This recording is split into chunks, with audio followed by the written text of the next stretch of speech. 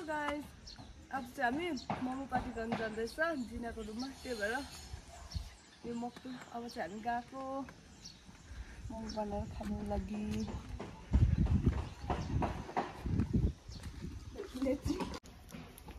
मोमोको लागि धनिया चाहिँ यहाँ हाम्रै खुद रोपेको बारीबाट लगेर जाँदैछौँ हामी।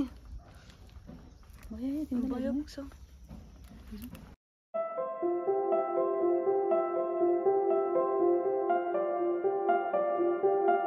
गाइस गाइस क्या बन रहा है, क्या बन रहा है, क्या बन रहा है? ये मैडम के लिए